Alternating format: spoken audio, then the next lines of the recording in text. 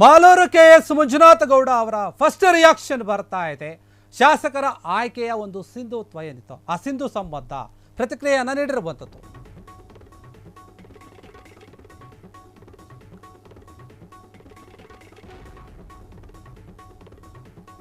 ಶಾಸಕ ಆಯ್ಕೆಯ ಸಿಂಧು ಬಗ್ಗೆ ಫಸ್ಟ್ ರಿಯಾಕ್ಷನ್ ಮಾಡ್ತಾ ಇದ್ದಾರೆ. ದೋಖಾ ಹಾಕಿದ್ದೇಗೆ ಕೆಎಸ್ ಮಂಜುನಾಥ ಗೌಡ ಅನಾವರಣ ಮಾಡಿದ್ದ. ಗೆದ್ದವರ ಲೆಕ್ಕಕ್ಕೆ ಪಕ್ಷೇತರರ ಮತ ಸೇರಿಸಲಾಗಿದೆ. ಮತ ಎಣಿಕೆ ವಿಡಿಯೋ ನಾಶ ಮಾಡಿದ್ದಾರೆ. ಮರು ಎಣಿಕೆಗೆ ಮನವಿ ಮಾಡಿದರೆ ಮಾಡಲಿಲ್ಲ. ಈಗ ಮರು ಎಣಿಕೆಗೆ ಹೈಕೋರ್ಟ್ ಆದೇಶವನ್ನು ಕೊಟ್ಟಿದೆ. ಡಿಲೀಟ್ ಮಾಡಿದ ಅಧಿಕಾರಿಗಳ ಮೇಲೆ ಕ್ರಮಕ್ಕೆ ಆದೇಶವನ್ನು ಕೂಡ ಮಾಡಲಾಗಿದೆ. ಸ್ವಲ್ಪ ದಿನದಲ್ಲಿ ಅಸಲಿ ಫಲಿತಾಂಶ ಗೊತ್ತಾಗುತ್ತೆ. ಗೆದ್ದಿರೋದು ಯಾರು, ಸೋತವರು ಯಾರು ಎಲ್ಲ ಕೂಡ ಗೊತ್ತಾಗುತ್ತೆ.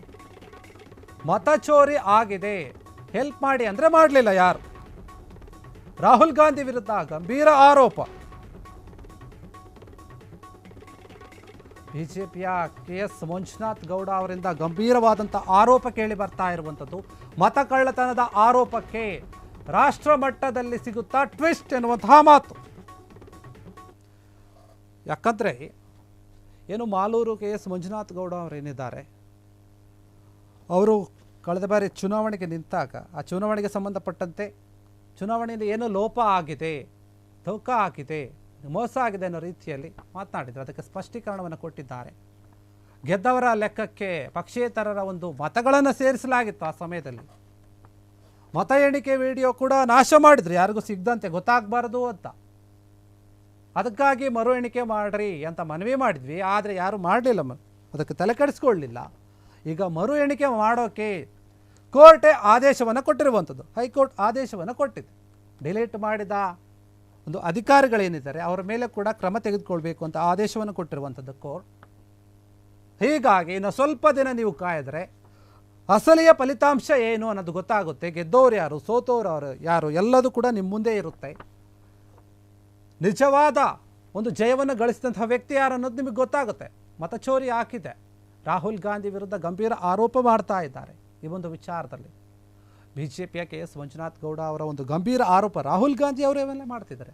ಅವರೇ ಒಂದು ಮತಚೋರಿಯ ವಿಚಾರದ ಬಗ್ಗೆ ಸಾಕಷ್ಟು ದೊಡ್ಡ ಮಟ್ಟದಲ್ಲಿ ಧ್ವನಿ ಎತ್ತಿದ್ರು, ಅವ್ರ ಮೇಲೆ ಆರೋಪ ಮಾಡ್ತಾ ಇದ್ದಾರೆ. ಮತಗಳತನದ ಆರೋಪಕ್ಕೆ ರಾಷ್ಟ್ರ ಮಟ್ಟದಲ್ಲಿ ಏನಾದರೂ ಟ್ವಿಸ್ಟ್ ಸಿಗುತ್ತಾ? ಯಾಕಂದರೆ ಬಿಜೆಪಿಯಿಂದ ಮತಗಳತನ ಆಗಿತ್ತು ಅಂತ ರಾಹುಲ್ ಗಾಂಧಿ ಅವರು ಒಂದು ಕಡೆ ಹೋರಾಟ ಮಾಡ್ತಾ ಇದ್ದಾರೆ. ಈಗ ಕಾಂಗ್ರೆಸ್ನವರಿಂದಲೇ ಮತಚೋರಿ ಆಗಿದೆ ಅಂತ ಇವರು ಆರೋಪ ಮಾಡ್ತಾ ಇದ್ದಾರೆ.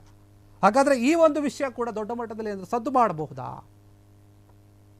ಯಾಕಂದರೆ ಈಗ ಅಧಿಕೃತವಾಗಿ ಕೋರ್ಟೇ ಆದೇಶವನ್ನು ಕೊಟ್ಟಿರುವಂಥದ್ದು ಅವರ ಒಂದು ವಿಚಾರದಲ್ಲಿ.